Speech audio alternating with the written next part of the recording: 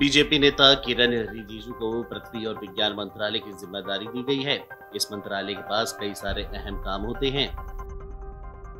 पर्यावरण से लेकर के मौसम की भविष्यवाणी इस मंत्रालय के कुछ अहम कामों में शामिल हैं। वहीं पूर्व लॉ मिनिस्टर किरण रिजिजू ने शुक्रवार को अर्थ साइंस मंत्रालय भी ज्वाइन कर लिया।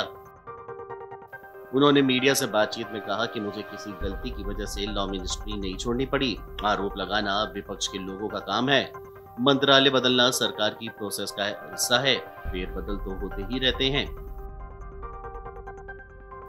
बता दें कि प्रधानमंत्री नरेंद्र मोदी कैबिनेट में गुरुवार को अचानक बदलाव किया गया। केंद्रीय कानून मंत्री किरेन रिजिजू की जगह अर्जुन राम मेघवाल को कानून मंत्रालय का जिम्मा सौंपा गया।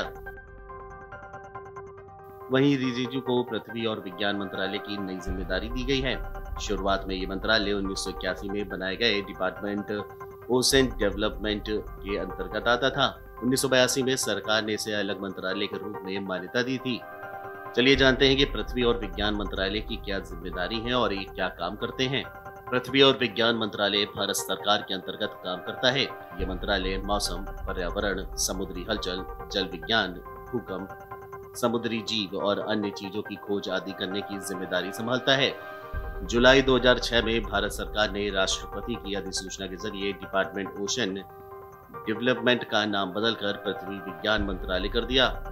इसके बाद इस मंत्रालय के अधीन मौसम विभाग, दिल्ली, IITM, राष्ट्रीय मध्यम अवधि मौसम पूर्वानुमान केंद्र नोएडा आ गए। इस मंत्रालय का बड़ा मकसद समाज के पृथ्वी विज्ञान क्षेत्र में ज्ञान और प्रौद्योगिकी उद्यम के रूप में उत्कृष्टता हासिल करना है, जिससे सामाजिक आर्थिक फायदा हो। इसके जरिए मौसम की जानकारी, पर्यावरण, समुद्र तटीय राज्यों में मौसम की जानकारी उपलब्ध कराई जाती है। इसके अलावा हाइड्रोलॉजी, भूकंप और प्राकृतिक आपदा को लेकर के भी जानकारी दी जाती है। इसके अलावा इस मंत्रालय के पास अंटार्कटिक और हिमालय में होने वाली हलचलों आदि की भी जानकारी एकत्र करने के लिए अभियान चलाने की अहम जिम्मेदारी होती है। बता दें कि पृथ्वी मंत्रालय पर्यावरण पर लंबी अवधि वाले आकलन, समुद्र और पृथ्वी की हलचलों पर नजर रखता है। इसके अलावा अर्थ सिस्टम में आने वाले बदलाव पर भी मंत्रालय की नजर होती है। मंत्रालय कई आधुनिक तरीकों के जरिए मौसमी बदलाव और आपदा के बारे में भी जानकारी देता है। इसके लिए अनुमान लगाने के पुख्ता तकनीकी को विकसित करने पर भी मंत्रालय काम करता है।